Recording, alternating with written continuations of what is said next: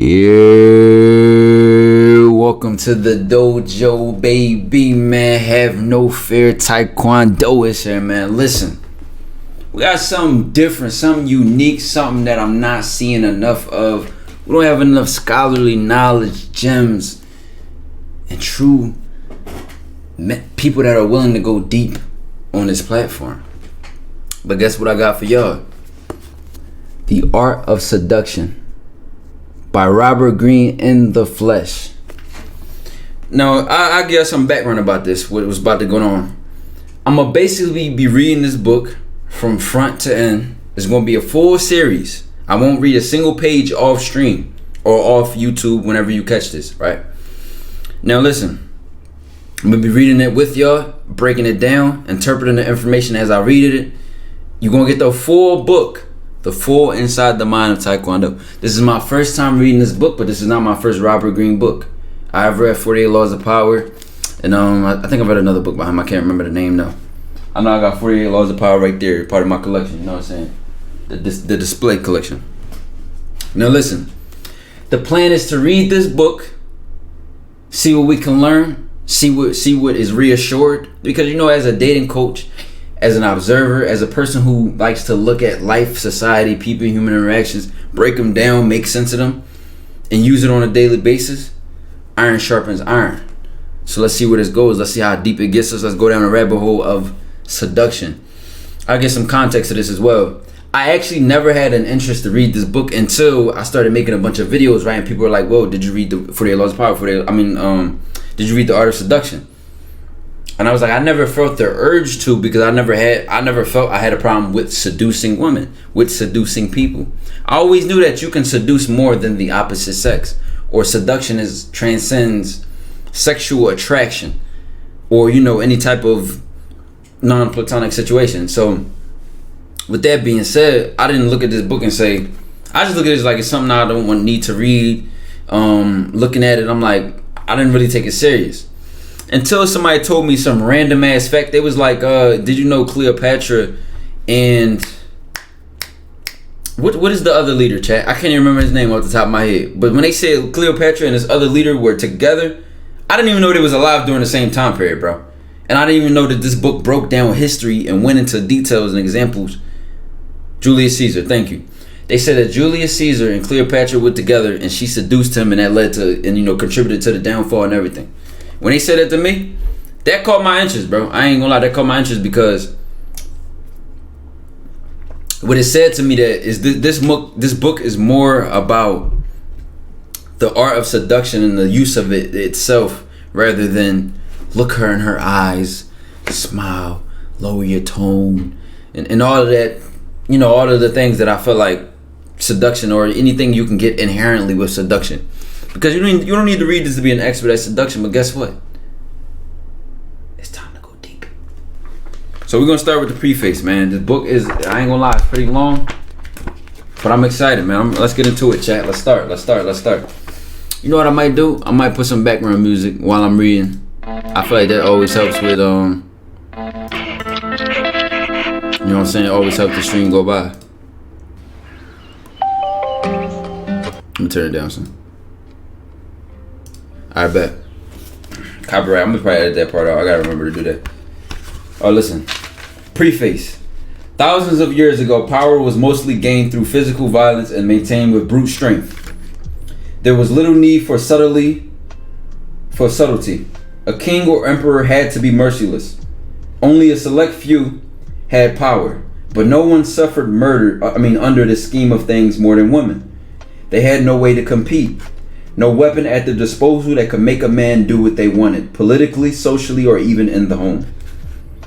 Of course, men had one weakness: their insatiable desire for sex. A woman could always toy with this desire, but once she gave in to sex, the man was back in control. And if she withheld sex, he could simply look elsewhere or exert force. Oh man. What good was a power that was so temporary and frail? Yet women had no choice but to submit to this condition. There were some, though, whose hunger for power was too great, and who over the years, through much cleverness and creativity, invented a way of turning the dynamic around. creating a more lasting and effective form of power. Chat, should I change my reading voice? I feel like I'm trying to like pronounce each word. I can go faster. I can go, you know what I'm saying? Or is this fine, chat? You gotta let me know in real time. Cause I can go like this. These women among them Bathsheba from the Old Testament, Helen of Troy, and Chinese siren He-She. And the greatest of them all, Cleopatra, invented seduction. First, they would draw a man in with an alluring appearance, designing their makeup and adornment to fashion. The image of a goddess came to life.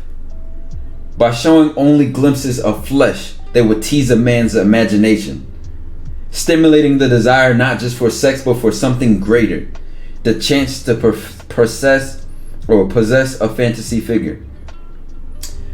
So they're kind of like, the way they're speaking of it, even from her look, the woman made themselves seem like a something special, something beyond the normal woman, something spectacular, something godlike, to where not just having them meant, oh, I'm gonna have sex with her, or she's pretty and she's my girl, but that they were gonna get an experience that they can't get elsewhere. So just from an appearance basis, before the woman even interacts with that man, the preview of the movie is already like, damn. All right, so listen, and that's strategic. So I like how they pointed it out. So once they had their victim's interest, victim chat, these women will lure them away from the masculine world of war and politics and get them to spend their time in the feminine world, a world of luxury, spectacle, and pleasure. They might also lead them astray, taking them on a journey, as Cleopatra lured Julius Caesar on a trip down the Nile in Africa, if y'all don't know. Men would grow hooked on these refined sensual pleasures. They would fall in love. But then, invariably, the woman would turn cold and indifferent, confusing their victims. Just when the men wanted more, they found their pleasures withdrawn. They would be forced into pursuit. She gave them a taste of the drug and they come back for more. Trying anything to win back the favors they once had and tasted, and growing weak and emotional in the process. Desperate, man. Desperate energy, chat. Hold on, I'm gonna take another sip, man.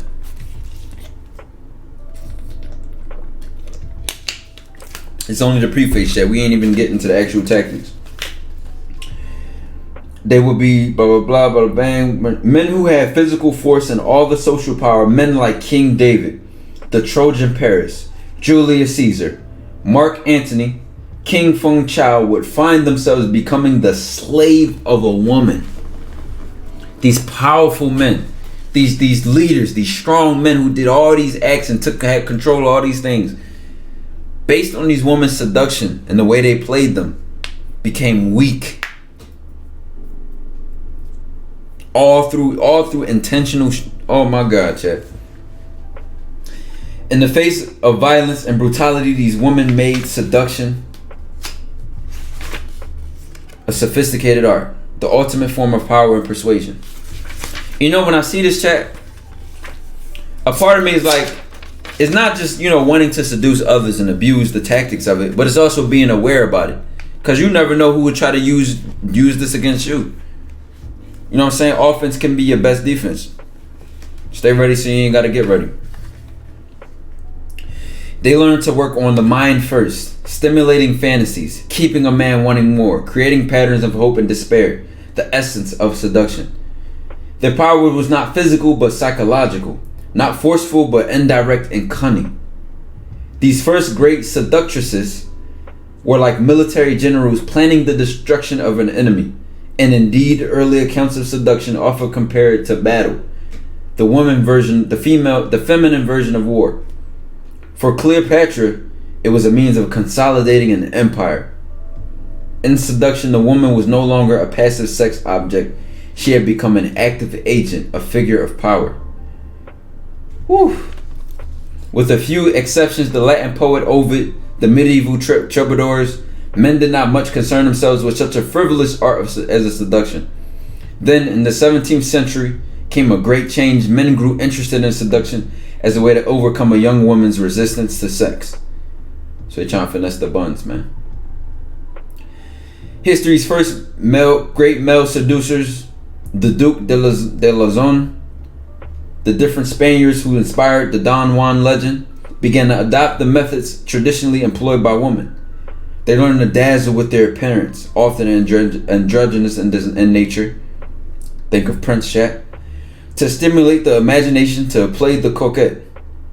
They also added a new masculine element to the game: seductive language. For they had discovered a woman's weakness for soft words. These two forms of seduction, the feminine use of appearances and the masculine use of language, would often cross gender lines. Keep in mind, chat, that when we talk about the feminine and masculine energy not just being present in a man or a woman, but both. And think back to Prince, chat, when y'all looked at Prince, oh, he's so feminine, he dressed like a girl, he's gay, he's blah, blah, blah. But that all adds into his way of seducing the woman. He's a unicorn to them. A unknown spectacle. An intriguing, interesting, just a mind-blowing experience before he even opens his mouth, because she looks at this man and sees, well, goddamn, he looks like a pimp. He looks like a fucking... I just never even seen it. You know what I'm saying? So let's keep going, chat. These two forms of seduction, the feminine use of appearances and the masculine use of language, will often cross gender lines. Casanova would dazzle a woman with his clothes. Ninon de Enclos would charm a woman with her words. At the same time that men were developing their version of seduction, others began to adapt the art for social purposes. Europe's feudal system of government faded into the past.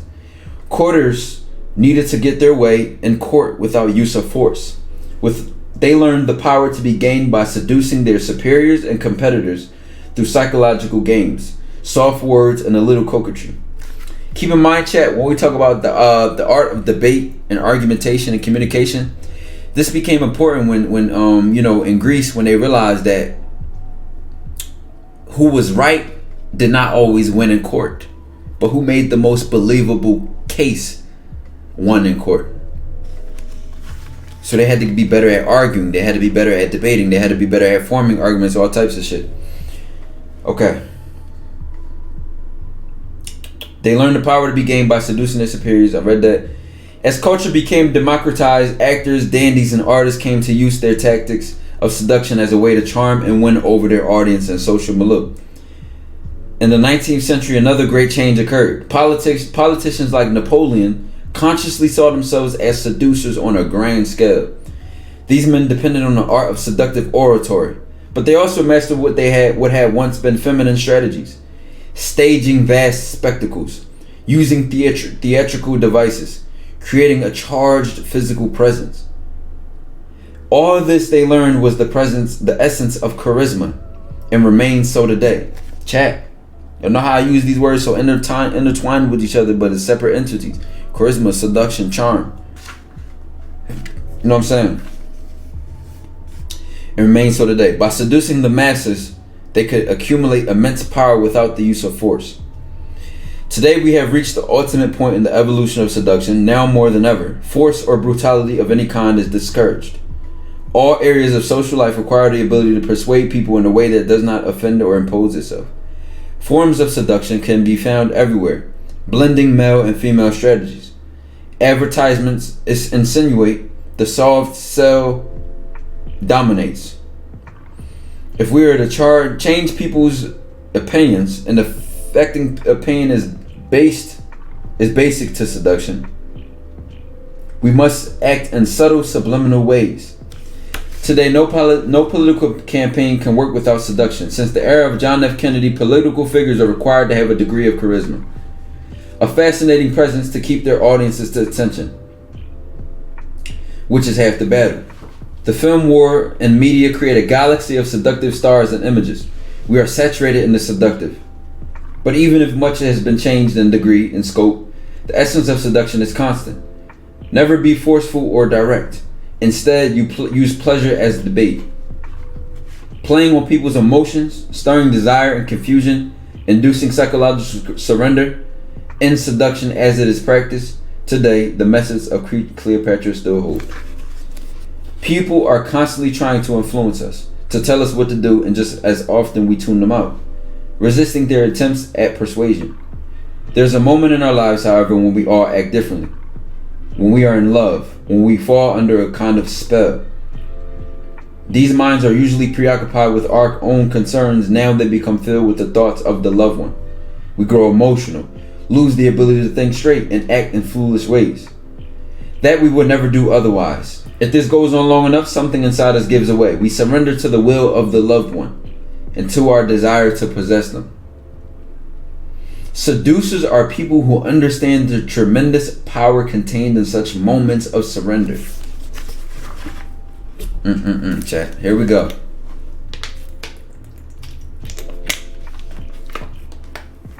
Here we go, chat. Let's get into it. Let's get into it. They analyze what happens when people are in love, study the psychological components of the process, what spurs the imagination, what casts the spell. By instinct and through practice, they master the art of making people fall in love. And partially, this is why I feel like I never felt the need to read this book. Because it's something that you can pick up on naturally, something you can perfect, it's something you can study, practice, work on, notice in others and other people's interactions, the effects of, the cause of, and break it down to look at it from a scientific level just by analyzing life and people around you. But like I said, this book may take things to another level. Let's see, chat. Seducers. Oh, okay. All right, here's where I was. By instinct and through practice, they master the art of making people fall in love. As the first seductress knew, it is much more effective to create love than lust. A person in love is emotional, pliable, and easily misled. The origin of the word seduction is the Latin word for to lead astray. The origin of the word seduction is the Latin word for to lead astray. And that's that kind of is connected to my idea of seduction, where I say seduction is more focused, seduction is more pulling. And so about charisma and charm, but seduction, the key to seduction is that it pulls people to you. No matter what they were focused on, thinking about, no matter what's going on around them, no matter what's going on in their life, you pull them towards you, or you lead them astray. This is interesting, chat. Let's keep going. Where was I? A person in lust is harder to control, and once satisfied may easily leave you. Seducers take their time, create enchantment in the bonds of love, so that when sex ensues, it only further enslaves the victim. Damn, chat. Creating love and enchantment becomes the model for all seductions. Sexual, social, political. A person in love will surrender. Chat, this shit sounds so fucked up. Chat, who thinks this sounds fucked up? But you know what the crazy part is? It's fucked up how you use it, because at the end of the day, it is what it is. It's in people's nature to respond these ways to these things. Now, if you have some malicious intent to say, I'm gonna use this, I'm gonna fuck her and make her obsessed with me, that's your malicious intent. She will respond to this whether you have a good intent or a bad intent, or it is what it is. This is just how people work. This is how psychology is. It is pointless to try to argue against such power, to imagine that you are not interested in it, or that it is evil and ugly. The harder you try to resist the lure of seduction as an idea, as a form of power, the more you will find yourself fascinated. So that whole bad boy persona, the whole way Prince dresses, or you know, think of a pimp or whatever, where women are like, oh, he's a playboy, he's a bad guy, I don't like him. It's that resistance to the fantasy, it's that resistance to the seduction, the lure of it, that pulls her in more, that makes her even more fascinated to try to understand it. And that's where y'all see things, y'all be like, oh, she ends up with the guy anyway, or she does it anyway, blah, blah, blah. Check, this is why. The reason is simple. Most of us have known power of having someone fall in love with us. Our actions, gestures, the things we say, all have positive effects on this person. We may not completely understand what we have done right, but this feeling of power is intoxicating. It gives us confidence, which makes us more seductive. We also experience this in a social or work setting. One day we are in a elevated mood and people seem more responsive, more charmed by us. Again, notice how he said the elevated mood contributes to the charm that they get in reception of the people around them. Remember, I told y'all what one of the key things about charm is. I literally just recorded a YouTube video on this today. One of the key things about charm that's not present with seduction. The elevated mood, the smile, the happiness, the charm is like a light that a fly goes to. Seduction is like a magnet that metal clings to. It's different, chat. It's different. And I'm loving that this book is talking about it in such a scientific way, because it helps me word it in different ways. It helps y'all see it from different angles than I can explain, or in my own words. You know what I'm saying? And I always try to bridge the gap. If the book says it in a way y'all don't explain it, I'll help y'all understand it. We may also experience blah blah blah. These moments of power are fleeting, but they resonate in the memory with great intensity.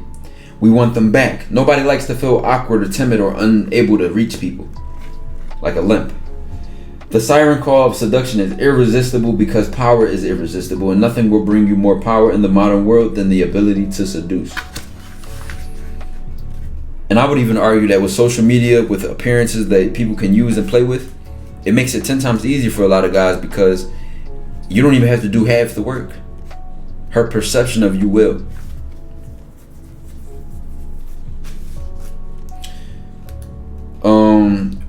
Repressing the desire to seduce is a kind of hysterical reaction. Revealing your deep down fascination with the process, you are only making your desires stronger. Someday they will come to the surface.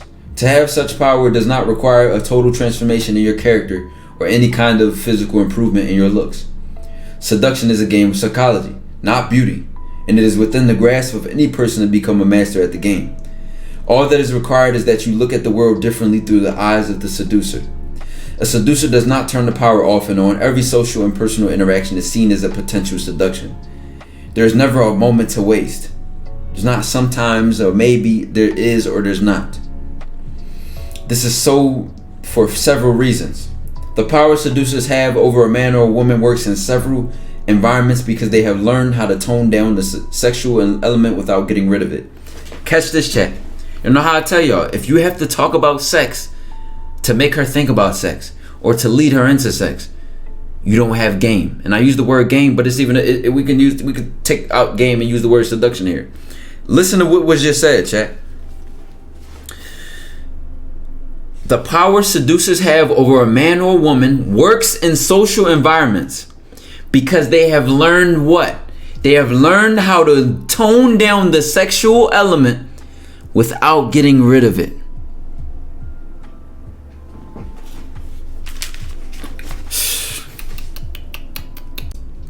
Hopefully y'all, so far, chat, me personally, I haven't heard anything new, anything mind-blowing, or anything blah blah blah blah.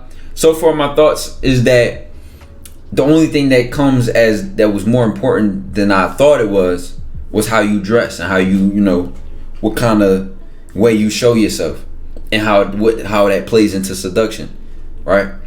So I never really cared about how I just throw on a regular simple outfit and get my braids done, my haircut. Like I don't use that for my seduction. I've always been up here. I've always been with my mouthpiece.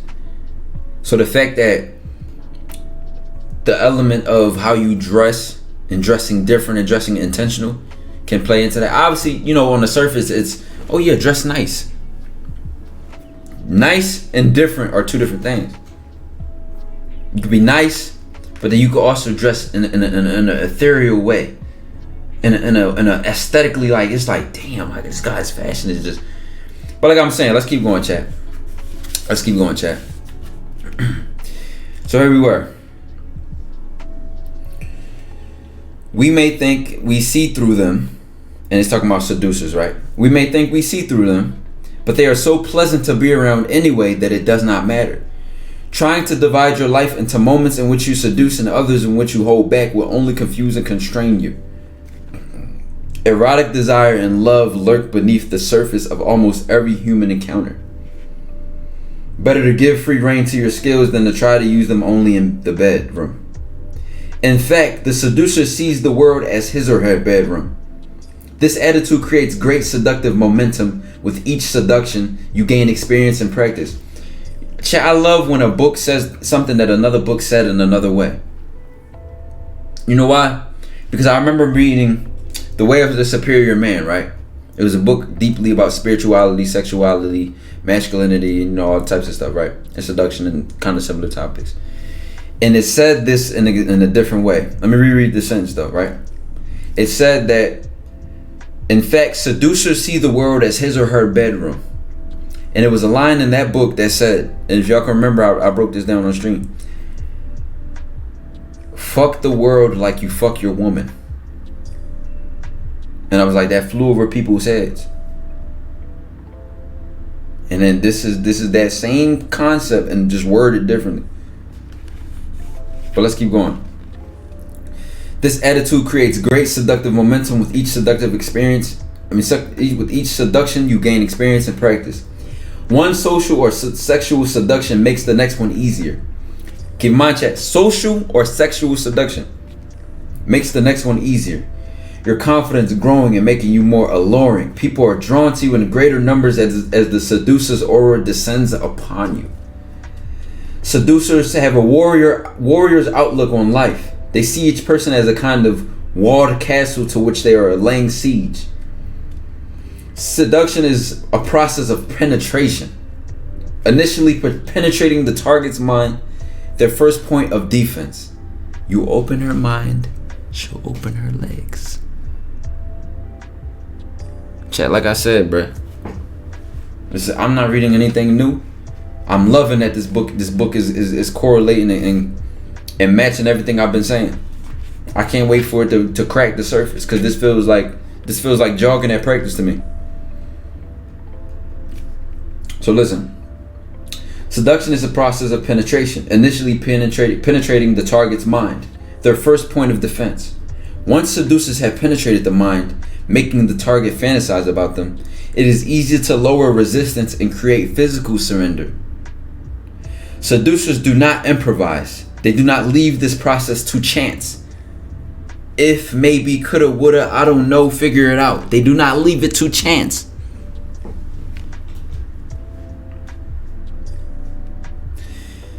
Let's keep going, chat. Like any good general, they plan and strategize, aiming at the target's particular weaknesses. The main obstacle to becoming a seducer is this foolish prejudice we have of seeing love and romance as some kind of sacred, magical realm where things just fall into place. Love at first sight. If they are meant to. This might seem romantic and quaint, but it is really just a cover for our laziness. What will seduce a person is the effort we expand on their behalf, showing how much we care, how much they are worth. Leaving things to chance is a recipe for disaster, and reveals that we do not take love and romance very seriously. It was the effort Casanova expended, the artfulness he applied to each affair, that made him so devilishly seductive. Falling in love is a matter not of magic but of psychology. Once you understand your target's psychology and strategize to suit it, you will be better able to cast a magical spell. All keys don't fit the same lock.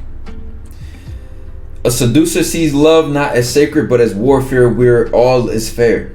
Seducers are never self-absorbed. Their gaze is directed outward, not inward. When they meet someone, their first move is to get inside that person's skin, to see the world through their eyes. The reasons for this are several. And keep in mind, you can use your death, how you view the world, how you think about things, in your means of seduction, from what I've seen, because think about how he said how you dress or how much you care about her, or in the way they use that as seduction. It can be compelling in your alluring energy. The fact that no guy can talk about things in the depth that you do. The fact that nobody thinks like you do. The fact that nobody does what you do. Then that person can say, I wonder how he can do this for me. Or if I get closer to him, if I become a part of his life, I wonder what benefits I will have. Because this is the level that he plays on. So let's keep going, chat. The reasons for this are several. First, self-absorption is a sign of insecurity. It is anti-seductive. Everyone has insecurities, but seducers manage to ignore them, finding therapy for moments of self-doubt by being absorbed in the world. My purpose, my ambition, my vision, my intuition, my intelligence, which comes from the world and connects with me. My alignment with all of the above. So let's get into it. This gives them a buoyant spirit. We want to be around them. Second, getting into someone's skin, imagining what it is like to be with them, to be them, helps the seducers gather valuable information. Learn what makes the person tick. What will make them lose their ability to think straight and fall into a trap. Armed with such information, they can provide focused and individualized attention, a rare commodity in a world which most people see us only from behind the screen of their own prejudices. Getting into their target's skin is the first important tactical move in the war of penetration. Seducers see themselves as providers of pleasure, like bees that gather pollen from some flowers and deliver it to others.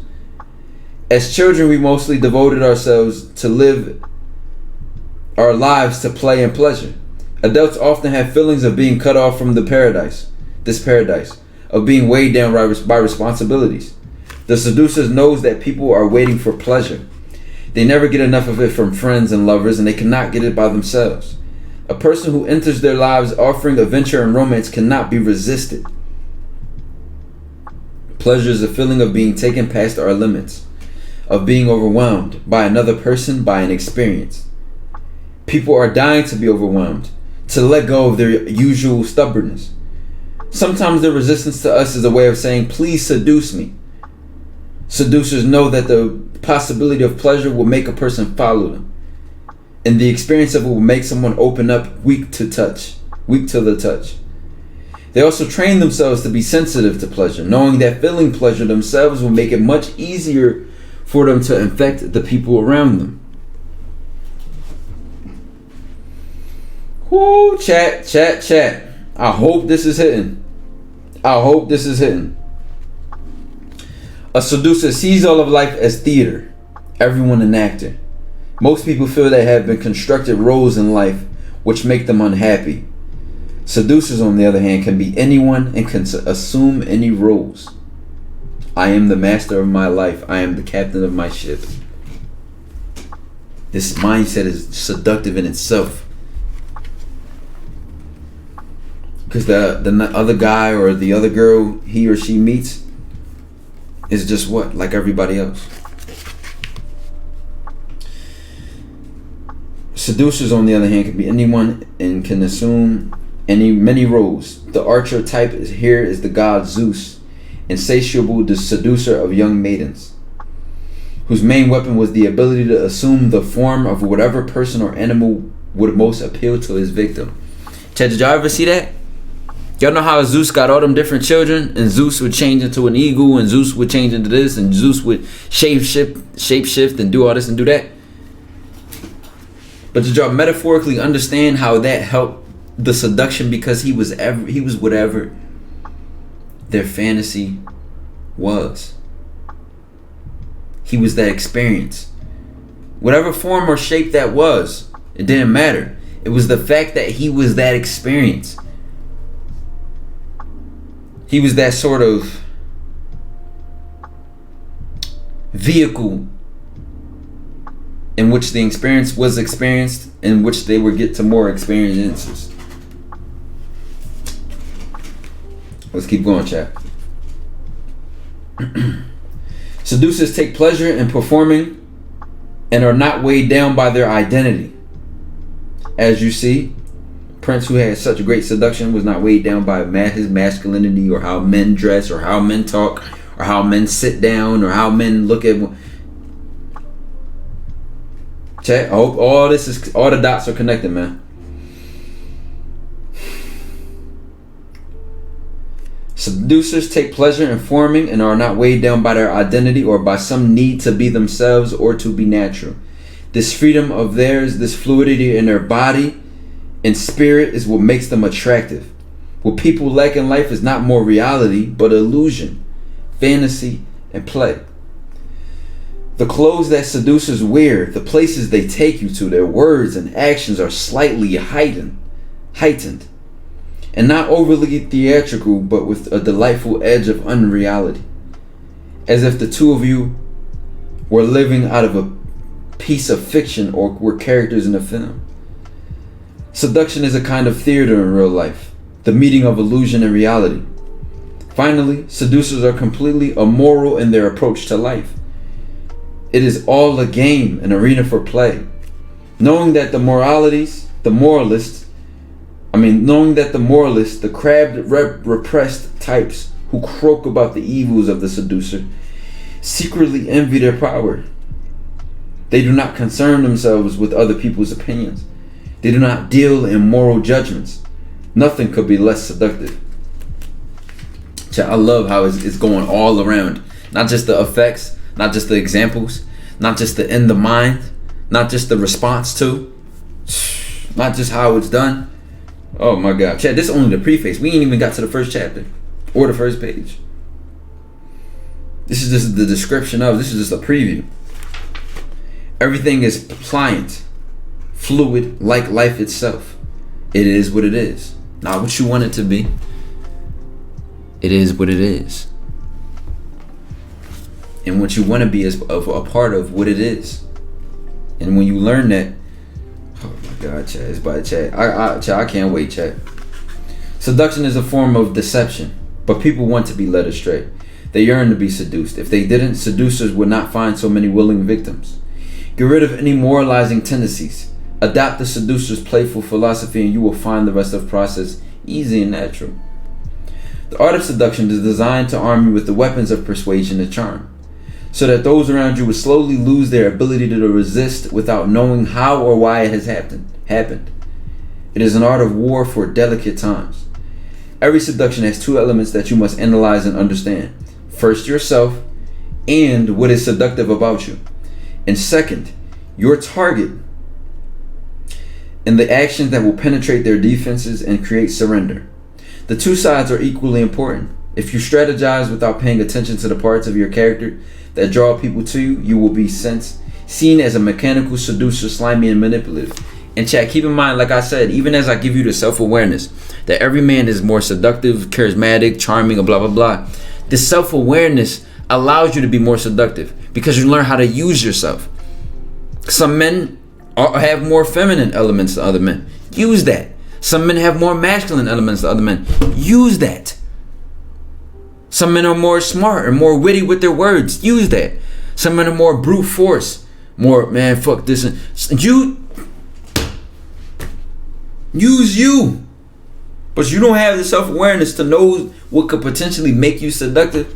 See, I know what potentially makes me seductive. And I abuse it all the time. In such subtle ways, you don't even know when the seduction has started. And you don't even know when it will end. If you wanted to. Listen, even you ain't even think about the end. But you don't even know it started. And you don't even see it coming. Because you're happy. You're experiencing it. Let's get into it, chat. I feel like a preacher reading the Bible, bro. I feel like, yo. Alright, let's get into it. The two sides are equally important. If you strategize without paying attention to the parts of your character that draw people to you, you will be seen as a mechanical seducer, slimy and manipulative. If you rely on your seductive personality without paying attention to the other person, you will make terrible mistakes and limit your potential. The mistakes are moves, unnecessary decisions. It's like trying to put a triangle in a slot of a square, or a circle in a slot of a square, or a circle in a slot of a triangle. You're doing the wrong thing to the wrong shape. I hope that metaphor don't fly over your head. You know what I'm saying? I try to make that as simple as possible. Consequently, the art of seduction is divided into two parts. The first half, the seductive character, describes the 9 types of seducer, plus the anti-seducer. Studying these types will make you aware of what is inherently seductive in your character, the basic building block of any seduction. The second half, the seductive process, includes the 24 maneuvers and strategies that will instruct you on how to create a spell, break down people's resistance, give movement and force to your seduction, and induce surrender in your target. As a kind of bridge between the two parts, there is a chapter on the 18 types of victims of a seduction, each of them missing something from their lives, each cradling an emptiness that you can feel. Knowing what type you are dealing with will help you put into practice the ideas in both sections. Ignore any part of this book and you will be an incomplete seducer. Now mind you, like I said, these are things you can pick up inherently, intuitively, through practice, through trying. But I believe, even though I feel like I get this and I got this completely, iron sharpens iron. The ideas and strategies, blah blah blah. The ideas and strategies in the art of seduction are based on the writings and historical accounts of the most successful seducers in history.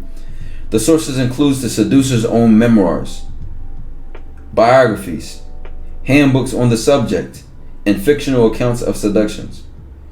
The heroes and heroines of these literary works are generally modeled on real-life seducers. The strategies they employ reveal the intimate connection between fiction and seduction, creating illusion and leading a person along. In putting the book's lessons into practice, you will be following in the path of the greatest masters of the art. Finally, the spirit that will make you a consummate seducer is the spirit in which you should read this book. The French writer Denis Diderot once wrote, "I give my mind the liberty to follow the first wise or foolish idea that presents itself, just as in the avenue of De Foy our dissolute youth followed close on the heels of some strumpet. Then leave her to pursue another, attacking all of them and attacking themselves to none. My thoughts are my strumpets." He meant that he let himself be seduced by ideas, following whichever one caught his fancy until a better one came along. His thoughts infused with a kind of sexual excitement. Once you enter these pages, do as Diderot advised. Let yourself be lured by your stories and ideas. Let your mind open and your thoughts fluid. Slowly you will find yourself absorbing the poison through the skin, and you will begin to see everything as a seduction, including the way you think and how you look at the world. And that right there, chat, will be the beginning of the book, The Seductive Character, Part 1 of the Art of Seduction. And I'm going to save that for tomorrow. So I think this is a good first video on YouTube. This is a good way to tell people, what they're about to get into, and what's in store, and understanding, kind of getting the silhouette of the shadowy figure who they're about to find out what it is. And to wrap that up, chat, what I think of the preface is that it shows a lot of potential in what this book can bring. I think a lot of y'all, especially if you watch a lot of my videos, you will be prepared for the things you will hear. But what a book does is it goes in depth. It goes through all the motions. See, I may just say something to you like, go deep, not wide. Open her mind, she open her legs. And I might, attack this from a spiritual approach. But each of these, what y'all don't know is each of these terms and each of these things I say can be broken down in depth themselves. And I might say them in a video which is already explaining something else. So y'all only slightly getting introductions of topics, but like I said, I think this book will allow us to attack these things and go in depth and give them the time and care that they need individually. I do a lot of that on Patreon. You know what I'm saying? I make sure I attack these topics and express them and go in depth for them. But like I said, chat, I can't wait to read this book now. I hope it shows me something I don't know. I hope it shows me something that's like, whoa, damn. Oh, let me fix that about. Let me adjust that. Let me make myself more potent. Let me. Oh, damn, I didn't know that. I can't wait for that moment in this book, chat. You know what I'm saying?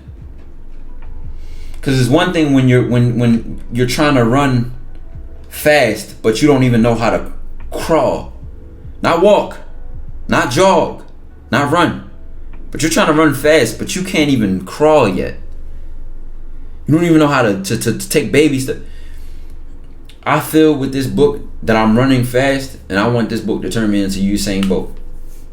And in the process, you might be a crawler, you might be a baby, you might be doing your baby steps, you might be walking, jogging around. Who knows where you're at? But guess what? We here for the full process. That's why I want to read this full thing on stream, on YouTube, and go through the whole book. I think it'll be a good thing for everybody, man. And that's to wrap up the first video. Dojo to the moon, to Saturn, we leaving the solar system. The lynx won't even know we exist. Baby.